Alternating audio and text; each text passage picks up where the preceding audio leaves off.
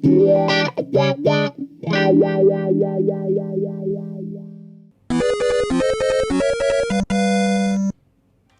everyone, we are back today in our second installment of our frequently asked questions. Now our monthly FAQ is something where we would ask all our fans, audiences, our followers if they have any questions for us via Instagram stories, and you guys submitted a bunch of questions once again, and so we're going to tackle them here in this video. So sit back, grab a cup of coffee and enjoy. One disclaimer is that you're going to hear some banging, some knocking probably in the background. That's because our store is undergoing some renovations, so we just got to bear with it. When life throws you a concrete cinder block, you just build a wall or something, I don't know. Okay. Question number one, budget podcast set. A budget podcast set, we have the Behringer U4S Studio, which is about 400 plus, under 500. So it comes with the mic, the headphone, as well as an interface. Or you can even consider the Zoom ZDM1. Now this one does not have the interface, you've got to take note of that. Or what we brought in recently is the Maunocaster. So this is a complete podcast set, including a device which looks just like the Rodecaster Pro from Rode. The next question is best Floyd Rose guitar around 2 to 3K.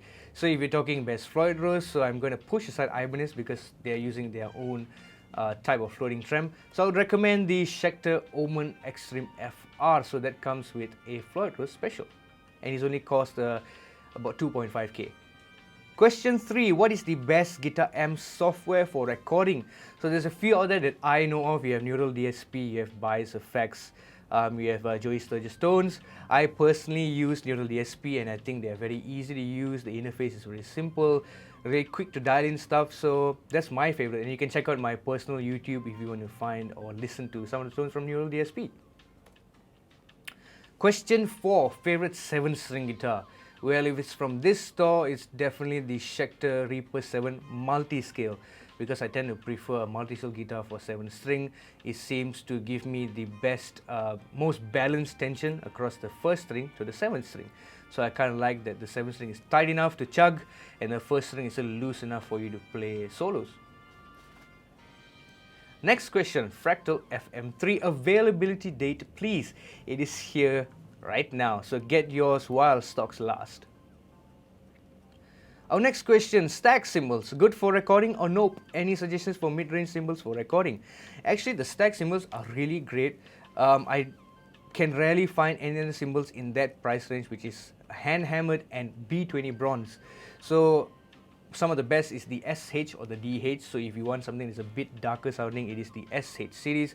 If you want something that's a bit more slightly brighter sounding, you would want the DH. So SH is single hammered, DH dual hammered. Give it a try at our store. Next question, what budget IEMs do you recommend? Now we don't really have much of a budget or entry level price, but what we do have is industry standard. So I would at least recommend you to go for the SE215 from Shure or the IE40 Pro from Sennheiser, and the prices for those are, for the 215 is about $399 and the IE40 is just over $400. Are there any Malaysian brand guitar pedals? Yes, Ceratone. They don't only make amps, they also have pedals. They have the Centura, which is a Klon Centaur clone, and they have the Horsebreaker, which is a 2-in-1, a Klon Centaur as well as a Marshall Bluesbreaker. And you can check out the demo for the Horsebreaker on our YouTube channel. Best acoustic guitar pickup. Personally, I like the LR Bag's Anthem. I find that it is the most natural sounding, or if there has any color, it's just a very sweet color to the guitar tone. I know a lot of friends that they buy certain guitars and it comes with certain pickup sets that they don't like or it causes a lot of problems. They tend to swap it to the Anthem and it fixes almost everything. Sounds really great. We have it in store and we can provide installation for the pickup as well.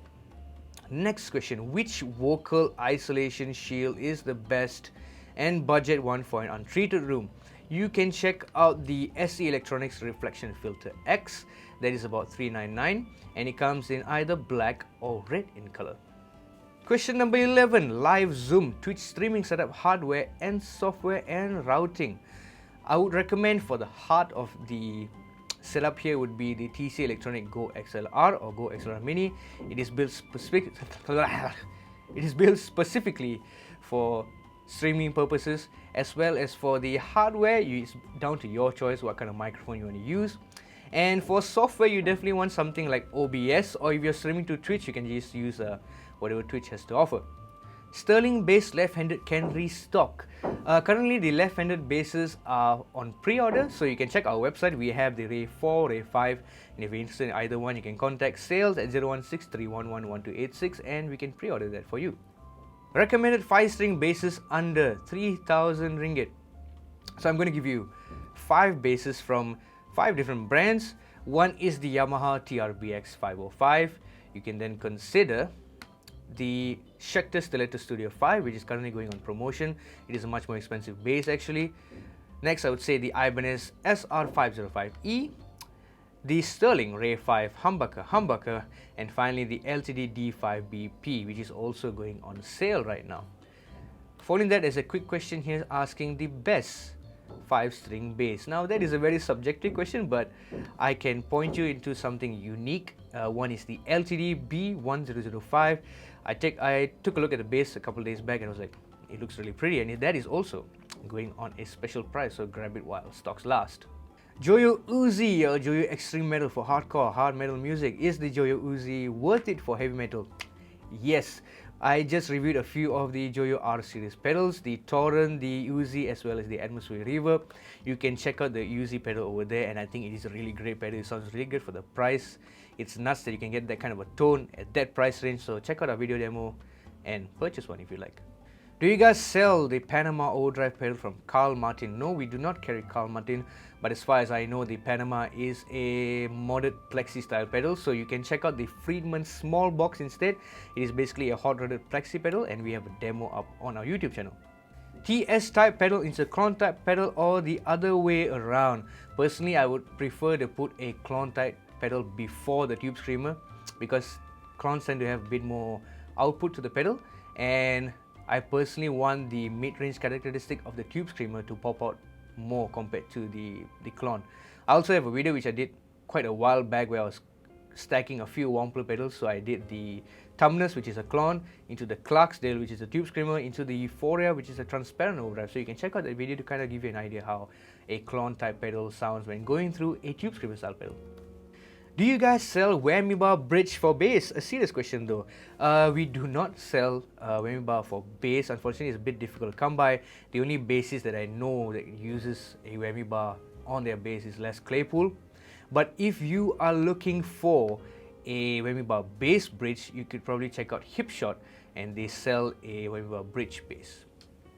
Next question, any recommendations for versatile electric guitar on a budget? One, I can recommend you the Ibanez RG421. That 5-way switch and that pickup selection seems to be very versatile. I have a video on the channel, you can check that out.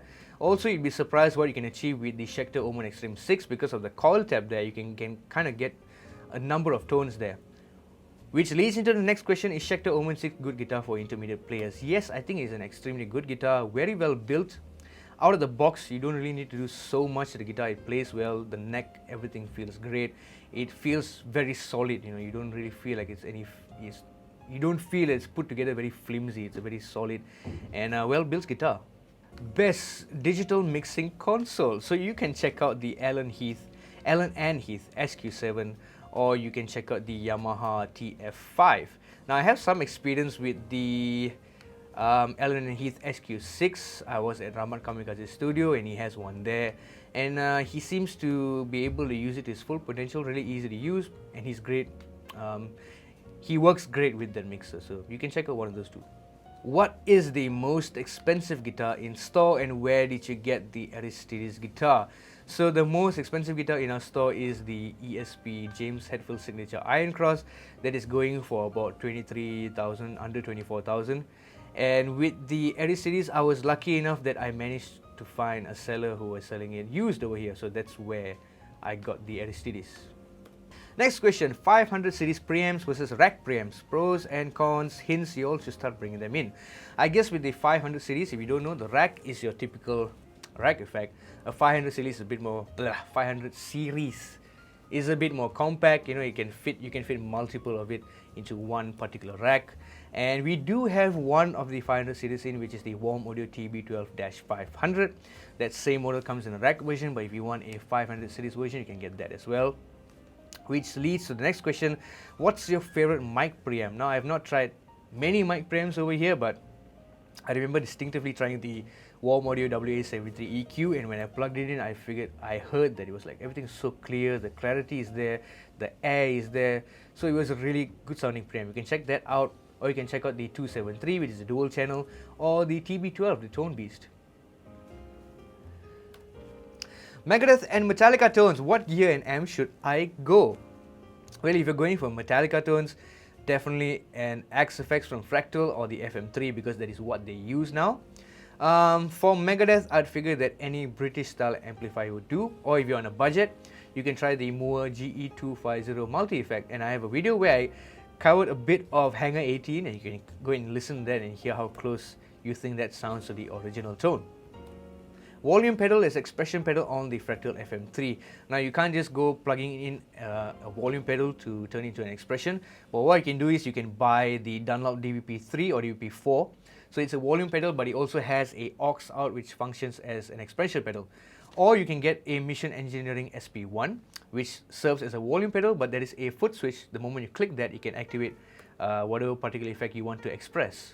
What is the best gauge for drop B?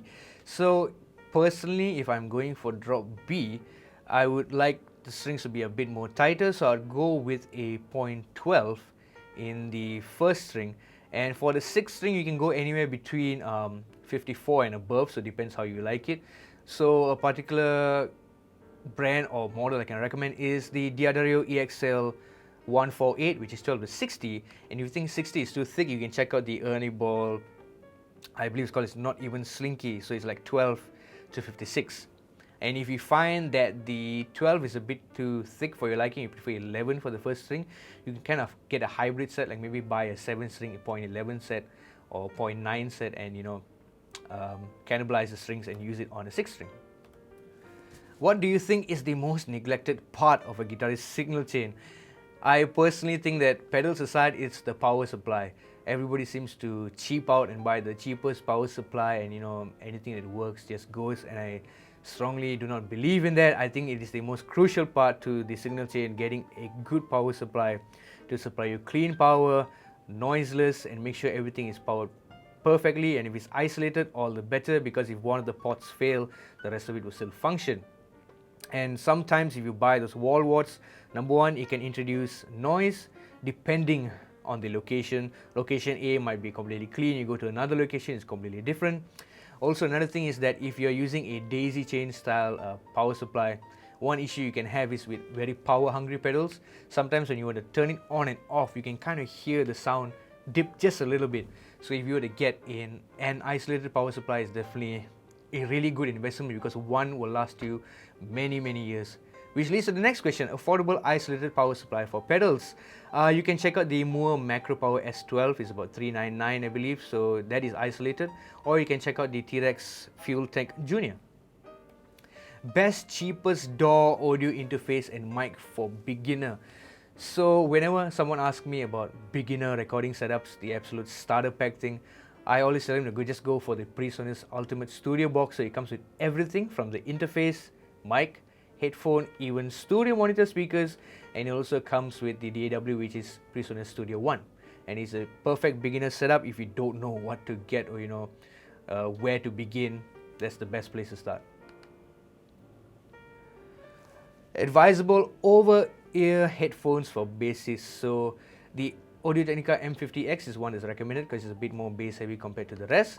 But if you are on a budget and you can't spend that much on a pair of headphones, you can check out one of our brands called One Audio. So One Audio is a pretty budget brand. It's under 200, but it sounds really great for both kind of mixing and listening to music, and it's a bit bass heavy, so it could work for bassists such as yourself. Best affordable Marshall in a box pedal. We don't have anything exactly under like 500 ringgit, but if you're talking Marshall in the box, and the best one we have is probably the Wampler Pinnacle Deluxe, you can check that out. Or we have the Plexi Drive, or even something that's a bit more of a modded Super Marshall type tone, you can check out the Friedman BEOD Deluxe or the regular BEOD. Next question, what is the best echo pedal under 1K? So if you're looking for a pedal with a lot of features, more jam-packed with features, you can check out the Flashback 2 x 4. It's not exactly under 1K, but it's 1015, so it's pretty close. Or you can check out the Carbon Copy Deluxe, the Grand Canyon from Electro Harmonix, or the Moore Ocean Machine, which is 2 delays and a reverb in one. However, if you prefer something with a smaller form factor, I would recommend either the Boss DD8, or you can check out the Wampler Ethereal, which is a delay and reverb both in one. Next question, I have a SM57 dynamic microphone. What condenser mic would you recommend to buy? I would personally go for the Rode NT1. I feel that with the 57 you get a lot of the harsh high end and mid range, but if you want a bit more body to the sound, the NT1 has a nice low end to it, so it should complement the mic quite nicely. Is Jason Richardson's SIG in store? It is not in store, but we can arrange for a pre-order. It is not in store, but we can arrange for a pre-order for you, so please contact our sales hotline. Which amp is bang for the buck? Joyo Band Amp Zombie XL or the Boss Katana Mark II 50 watt? Now this would depend on what you already own. So if you don't have an amp or any effects, then it's definitely the Boss Katana, because everything is built into one. There are multiple amp tones there, clean, crunch, high gain. There's all the Boss effects built into one. If you hook it up via USB, you can choose what effects you want to go in there. There's delay, reverb. Whereas the Joyo Band Amp is something that if you already own a cabinet, or you own effects already and you wanted something, you wanted a head, something you can bring around and really plug it through a 4-button and blast it away, then I find for the price, the Joyo Band Amp sounds extremely good. I've done a couple demos, one for the Zombie and one for the Jackman 2. You can check them out. I had nothing bad to say about the amps because they sounded so good for the price and what they were modeling after. So for those who don't know, the Zombie is modeling after a Mesa Boogie, and the Jackman is modeling after a Marshall JCM. Next question, what is the best home suitable amp, best 20-watt bedroom guitar amp? I would recommend the Orange Crush 20. It is a nice clean channel, nice gain channel, and if you already own effect pedals, it is something that takes pedals very well. It's a pedal platform amp. However, if the person is asking about a 20-watt for the Crush 20, I would recommend you can at least go to the Crush 1035 is the price. The Crush 35 RT, which has a slightly bigger speaker, so it feels better when you're playing with that amp. Best home studio amp, so if it's not the Orange, another option you can consider is of course the Boss Katana. It may be 50 watt, but you can knock down, you can attenuate to lower watts, so you can actually still play it at bedroom level. Top 3 affordable pedals. This is a wide question, so you're saying top 3, you want gain, modulation, delay. I would point you to our playlist on our YouTube channel where I demoed cheap pedals all across all the different effects. So I did specific videos for cheap overdrive, cheap distortion, cheap delay, cheap reverbs, flanges, phases, chorus, you name it. There's an entire playlist there. Check it out. Recommend me a few Samsung guitars with neck-through design. Unfortunately, we do not have many neck-through designs. We have a lot of bolt-ons and a lot of set necks in store. But I can highlight you something that's a bit interesting. We have an LCD EC1007, which is a 7-string but with an Evertune, so you can check that out in store. Next question, should I get another mic or studio monitors for bedroom studio? Well, I feel that if you already own a microphone, maybe you could get a pair of studio monitors instead, because headphones, this is just my belief here, headphones get you so far in a mix, but nothing sounds like being able to blast the track through some speakers, because you can hear how it truly sound.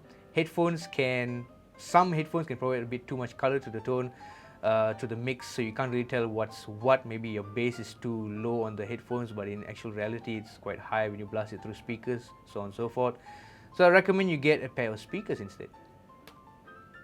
Your favorite humbucker? Wow, I don't really have a favorite because I tend to like whatever comes with the guitar. So if I don't like a particular humbucker, it's very rarely that I find that I don't like it. It tends to work with most of the guitars that I purchase. But I would like to give this one advice to whoever finds that they really need to change their pickup and you can't decide what to choose. So what you can do is you can actually email manufacturers like DiMarzio, Simon & Bare Knuckle, and what you can do is you can email them and tell them the kind of guitar you're using, what type of wood there is, what's the bridge, type of bridge in there and everything. Next, you got to describe what you feel is lacking from the current pickup. So you got to know what you're missing. Maybe you find the pickup is too muddy, maybe you find a particular pickup is too shrill, too bright. So describe to them what your guitar is and what it is lacking, and they will be able to recommend you a particular pickup to replace in the guitar. Which leads me to tell you that I did that once, and I emailed DiMarzio describing to them I had an RG470 Ibanez and what the tone was lacking from it, and they recommended me a DiMarzio Transition, which is a Steve Lukather signature pickup, and I couldn't be happier. They nailed it exactly what I wanted. That's what they recommended. American or British sounds. I personally am a British sound guy. Seems to be a bit more versatile to my liking. The Marshall type, Orange type, or Friedman. Even though Friedman is an American brand, the tone is very British. I prefer British sounds for what I do.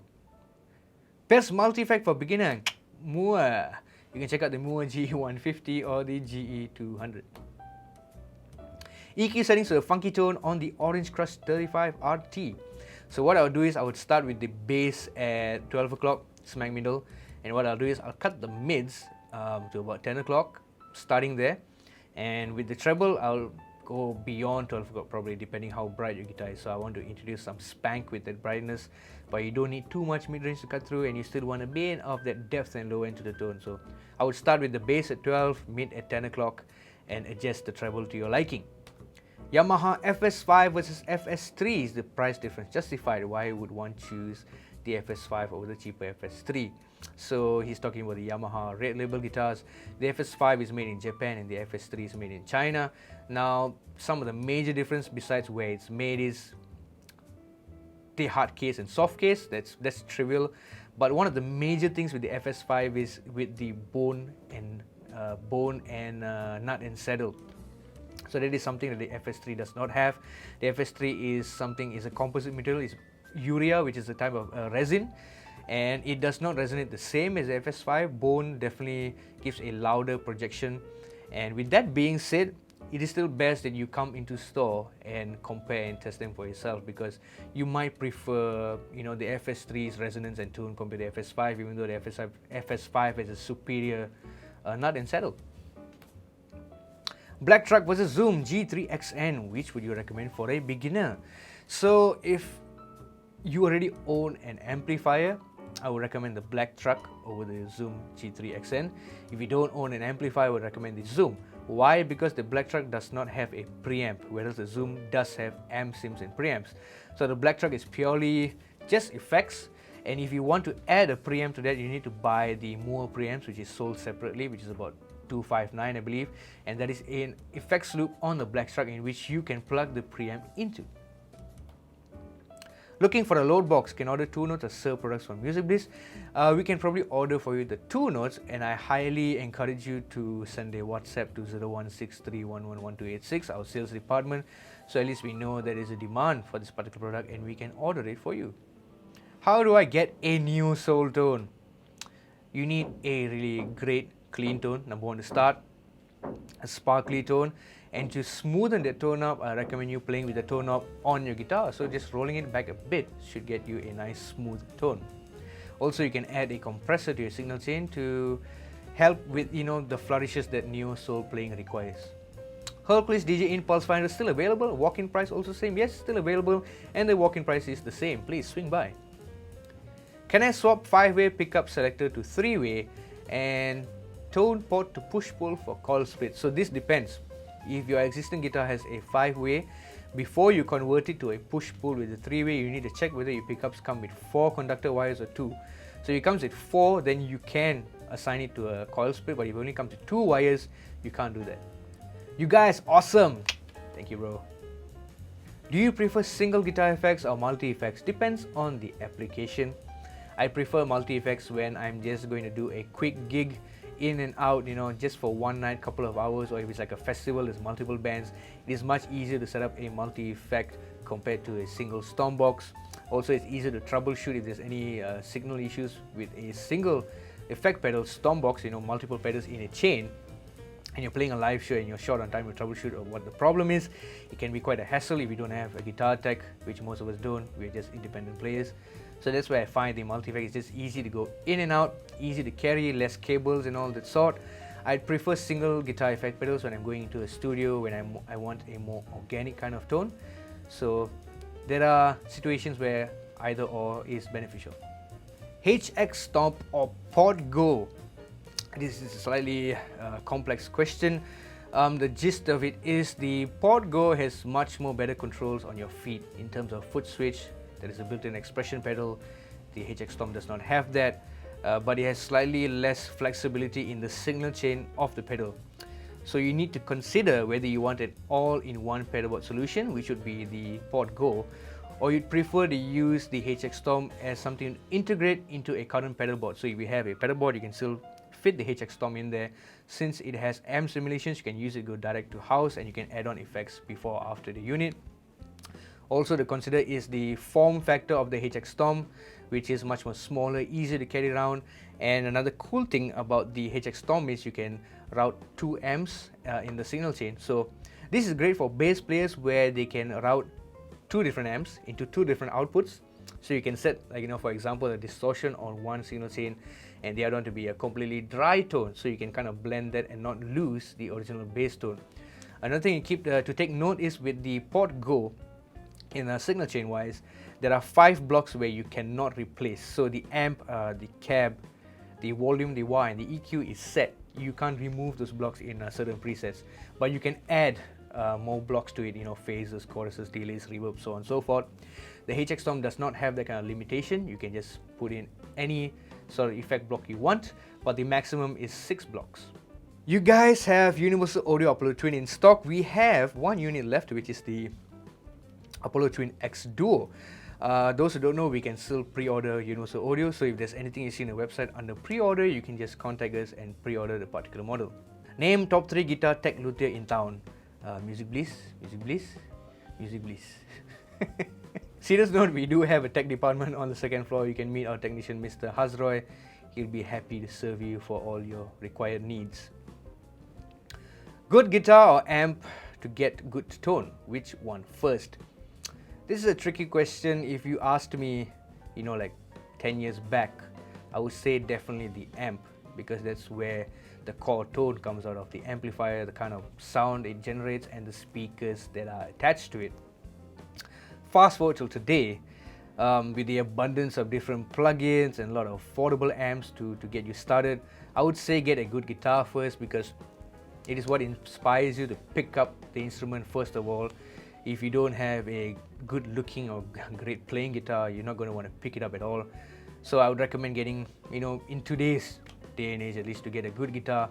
And with amps, you can always upgrade them. There's so many different amps at different price points right nowadays. Even the ones that are sub 500 are sounding really great. Or if you have an interface or recording software, you can use plugins instead. So guitars first. Best hollow body electric guitar you ever played? Gibson ES335. Can I order Ref G3 and G4 through you guys? Unfortunately, not at this particular moment. We do not carry Ref amplifiers or pedals. What's the impact of different scale lengths for guitar? E.g. 22, 24, 24 3/4, 25 and a half. So when you have different scale length, it's going to affect the tension of the string. So the longer the scale length, example 25 and a half, the string is going to be a bit more stiffer. And if you're using 24 and 3/4, it's a shorter scale length, the string is going to be a bit more slinkier. So with the shorter scale length, it's going to be a bit more easier to play, a bit more easier to bend. Also, if you have smaller hands and you can't stretch as much, a shorter scale length will be better. However, if you were to down tune the guitars, play at lower tunings, drop C, drop B, you'd find that you had to compensate with much thicker strings in order to retain the same tension. So if you're the type who is going to be down tuning a lot, a 25 and a half in scale or something higher would be better to retain a nice taut tension. Other than that, some of the impact could be tone-wise. So generally, the longer scaling might be slightly brighter, or the shorter scaling can be a little darker. But in today's day and age, with newer pickups and stuff, a lot of pickups tend to compensate for the difference in tone. So a 24 and 3/4 inch scale can still sound pretty bright. Is Moore GE300 light reliable? Yes, so far we barely get any returns. I would say 98% perfect. Maybe 1 or 2 would come back because of screen issues or things like that, but they are easily replaceable. No issues there. So far, those who have purchased it are very happy. AKG P120 or AD2020, which is from Audio Technica. I would definitely pick the P120 because it is actually a large diaphragm microphone, whereas the AD2020 is not. So especially when you're going to be using it for vocals, the larger diaphragm is going to provide you a bit more of a lush tone, a bit more detail. So with the P120, it's definitely going to give you more detail and lushness or air compared to the AD2020. Which leads to the next question: is the AD2020 a good mic for vocal recording? Yes, you can use it for vocal recording, but like I said, a large diaphragm condenser is going to give you more detail, more lush, like the P120 or the MXL770 or the SE Electronics X1A or X1S. Best budget condenser mic. Again, I would point you towards either the MXL770 or the SE Electronic X1 series. Where do you place a phaser in your pedal board? Now this is a good question. The phaser, unlike your typical modulation effects such as the chorus or flanger, which is placed after your amp effects loop or after overdrives, the phaser tends to like to be in the beginning of the chain, before the overdrives or before the amp, kind of like a wah pedal. With that being said, there is no right or wrong in that sense. You can still put a phaser after your drives, but I personally think the phaser benefits being earlier in the chain compared to later on in the chain.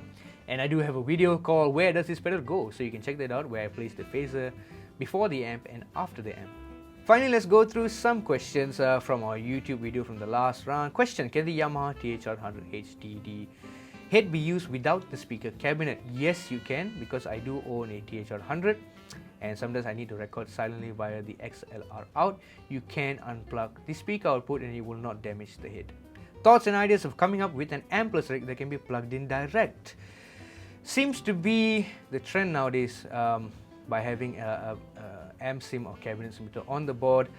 It works for the everyday guitarist, where you can't really lug around an amp to a venue.